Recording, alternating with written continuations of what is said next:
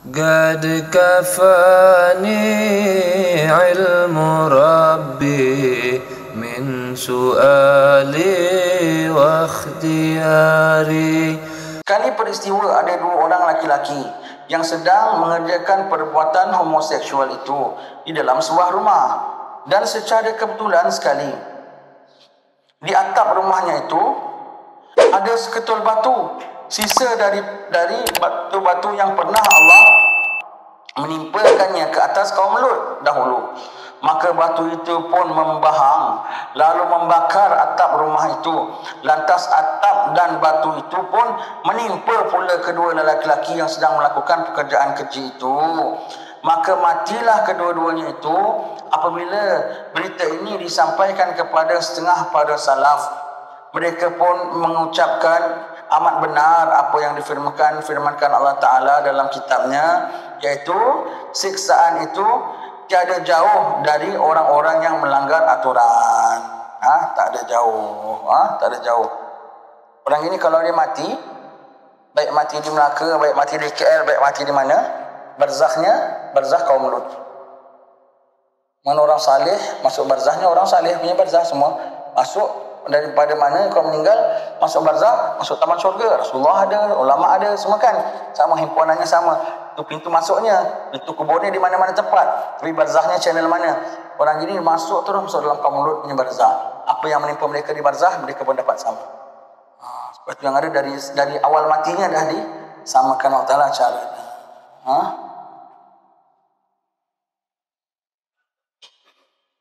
Macam-macam perkara penyakit datang akhir zaman ya.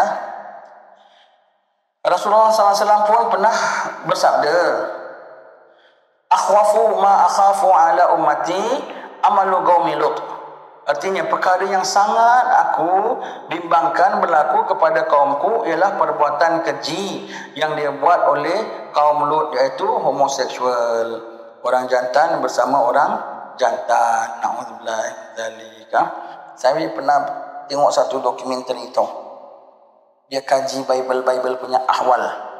Di situ Bible ada sebut yang melakukan perkara jijik ini hanya manusia. Setengah kaum. Haiwan pun tak ada. Dia bilang dalam Bible cakap gitu.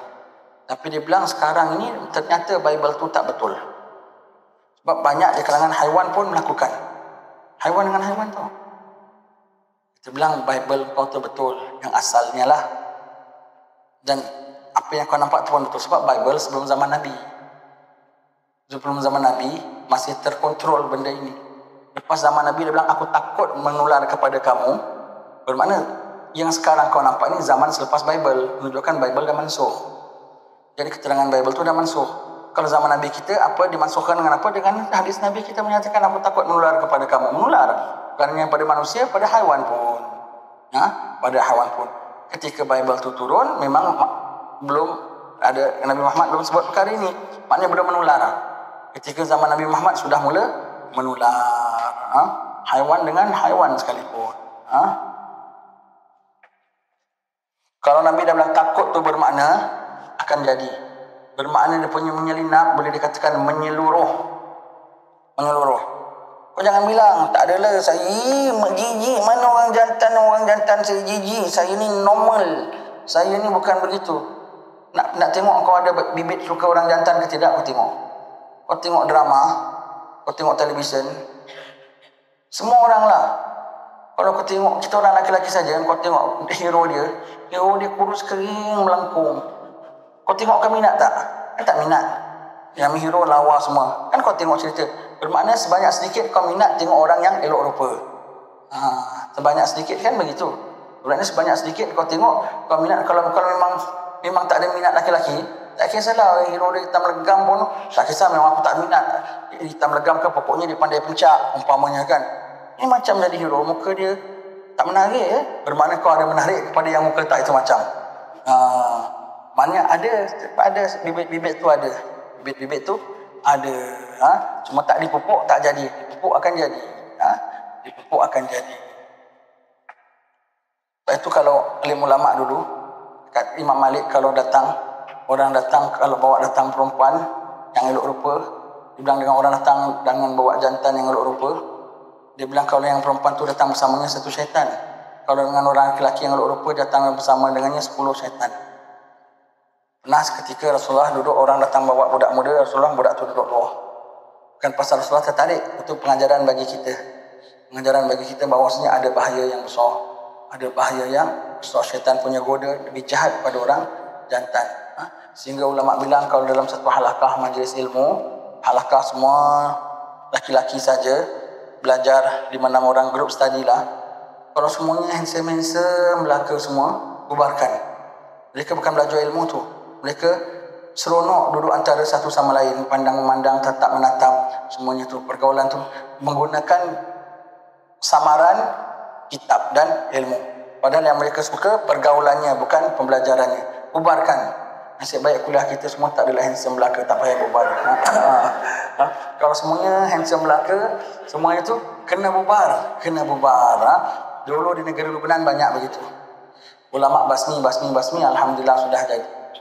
Sehingga kan laki-laki kalau budak bujang yang baru naik tu namanya amrad. Kalau dia katanya lah, kata Habib Abdillah bilang, Habib Abdillah saya baca kitab ni, negeri kita tak lawa sangat budak-budak kita. Budak-budak Arab ni, dia baru naik, setengah orang memandang, budak begitu lebih menarik daripada perempuan. Sampai kalau budak begini keluar rumah, kadang-kadang orang jahat boleh membahayakan dia. Dia tak wajib sembahyang Jumaat. Dia tak wajib sembahyang Jumaat. Takut kalau dia keluar, orang-orang jahat pandang dia dengan pandangan tak sejahtera, boleh jadi macam-macam perkara. Dia menjadi orang yang uzur sembahyang Jumaat dan jemaah. Stay kat rumah. Sampailah dah dewasa sikit, dah berjanggut, dah apa semua.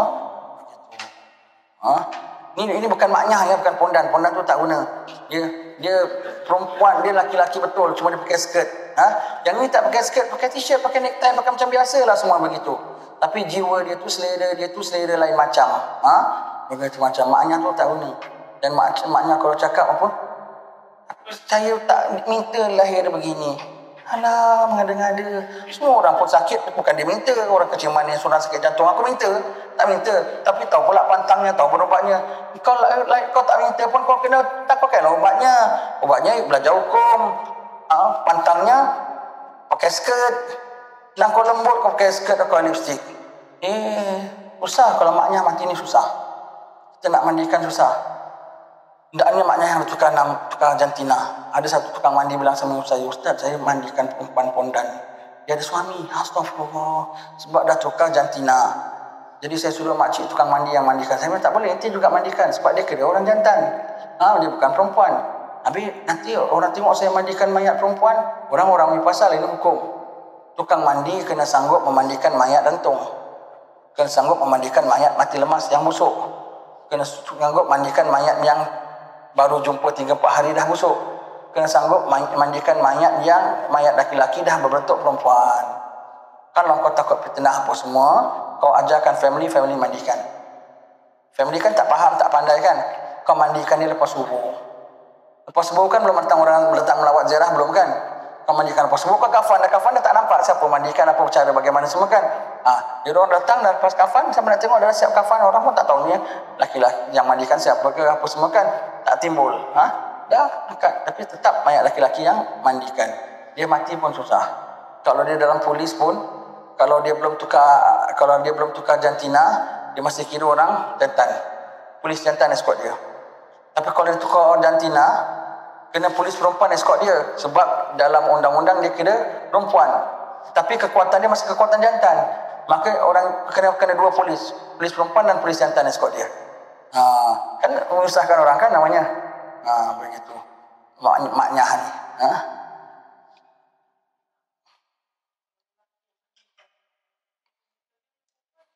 Ya, apa nak buat? Baik tu mayat laki-laki. Mayat cacat namanya. Mayat cacat. Kita mandikan mayat laki-laki pun kita tak buka aurat dia tu. Di bawah kain tutup, tak nampak apa pun. Semua kita seluk di bawah kain, lalukan air di bawah kain semuanya tu. Tak nampak pun. Tak nampak pun.